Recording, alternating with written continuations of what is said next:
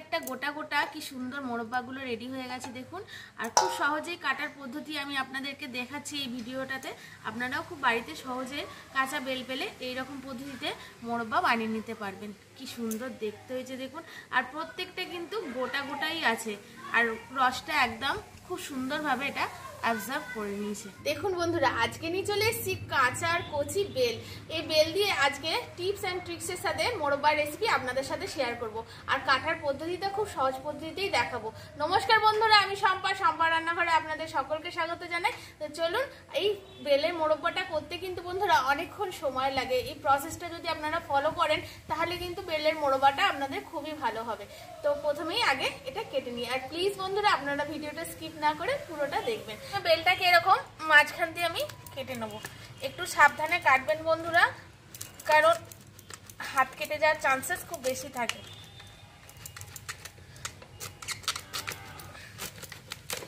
দেখুন এরকম করে কেটে নেব প্রথমে। এবার এটাকে এরকম আড়াআড়ি এরকম করে আরেক ভাগ করে কেটে নেব, দিয়ে আরেক ফালি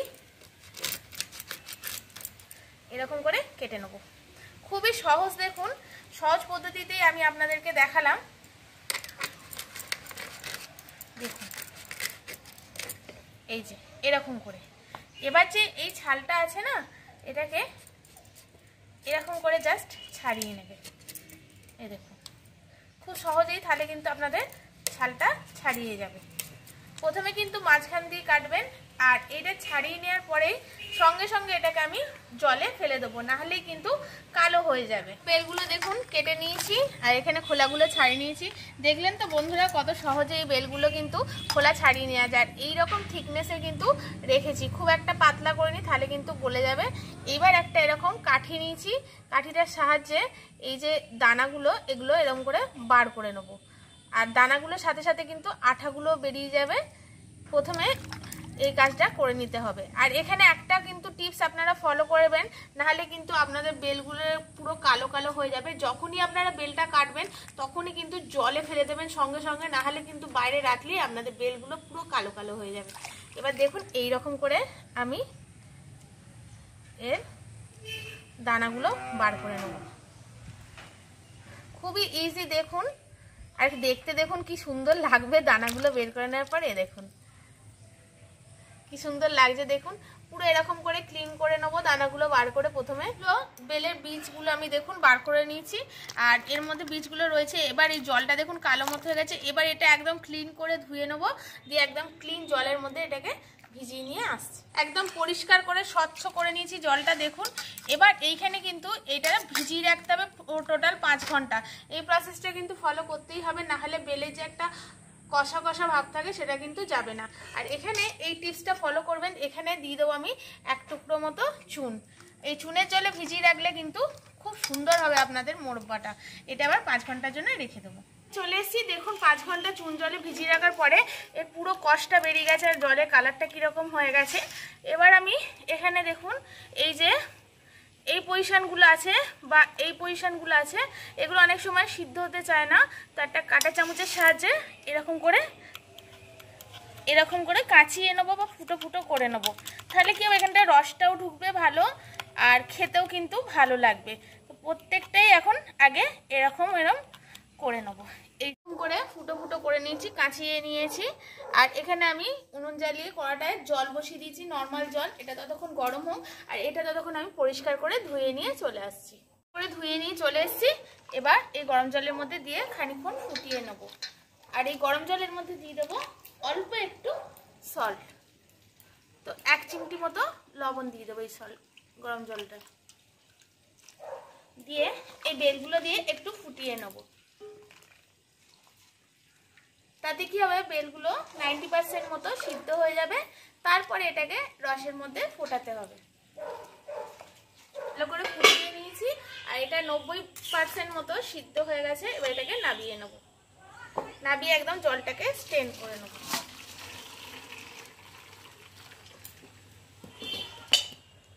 এবার আমি শিরাটা বানিয়ে নেব, তার জন্য কড়াটা আবার বসিয়ে দিলাম। এখানে দেখুন শিরাটা বানানোর জন্য পারফেক্ট মেজারমেন্টের জন্য আমি এই বাটিরই 2 বাটি এখানে চিনি নিয়েছি, আর এই বাটির মাপেই 2 বাটি আমি এখানে জল দেবো, একদম সম পরিমাণে কিন্তু জলটা দিতে হবে। তো 2 বাটি জল দিয়ে দেবো।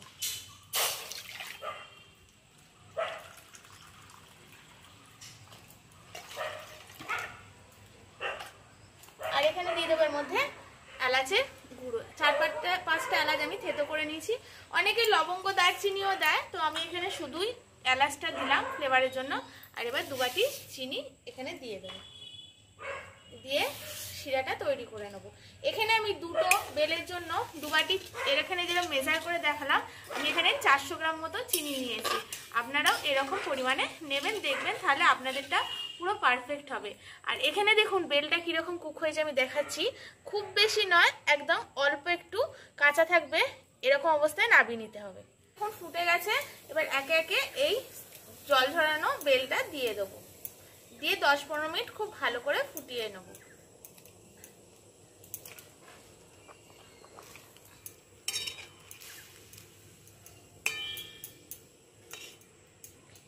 জাল করে নিয়েছি, দেখুন বেলের মোরব্বাগুলো কি সুন্দর কালারও চেঞ্জ হয়ে গেছে। আর 10 মিনিট মতো এখানে জাল করে নেব। আর এটা কুকও হয়ে গেছে, দিয়ে এটাকে নামিয়ে আজকে সারা রাত্রি কিন্তু এরকম অবস্থায় রেখে দেবো, যাতে কি হয় এই শিরাটা এর মধ্যে ঢুকে যায় খুব ভালো করে। তো আরেকটু কিছুক্ষণ জাল করে নেবো, তারপর এটাকে নামাবো।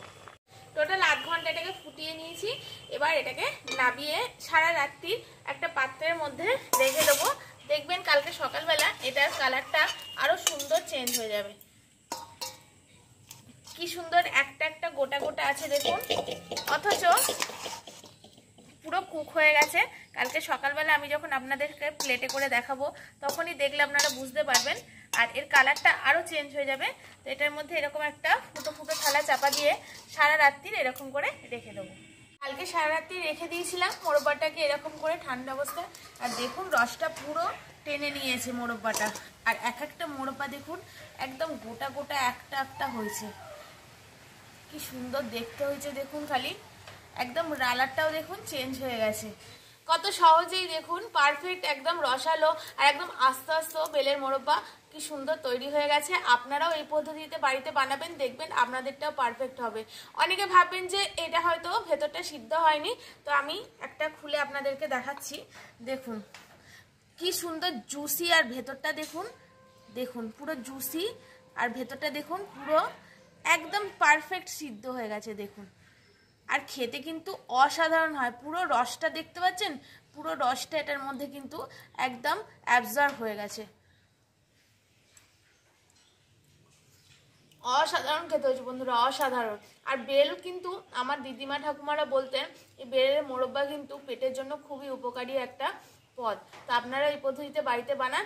আর আমার চ্যানেল এরকম নিত্য নতুন নতুন রেসিপি পেতে প্লিজ বন্ধুরা আমার চ্যানেলটিকে সাবস্ক্রাইব করে শেয়ার লাইক কমেন্ট করে দেবেন, পাশে থাকা বেল আইকনটা প্রেস করে রাখবেন যাতে আমাদের ভিডিও সবার আগে আপনাদের কাছে পৌঁছে যায়। যারা ফেসবুক থেকে দেখছেন ভালো লাগলে ভিডিওগুলো প্লিজ আমার পেজটিকে ফলো করে সাপোর্ট করবেন। আজকের মতো আসি বন্ধুরা, আজকের মতো টাটা। সবাই খুব সুস্থ থাকবেন, ভালো থাকবেন, সাবধানে থাকবেন। আর এরকম বেলের মোরব্বা বানিয়ে আপনারা যদি অল্প একটু ভিনিগার দিয়ে দেন ফোটার সময়, তাহলে কিন্তু অনেকদিন এটাকে স্টোর করে রাখতেও পারবেন।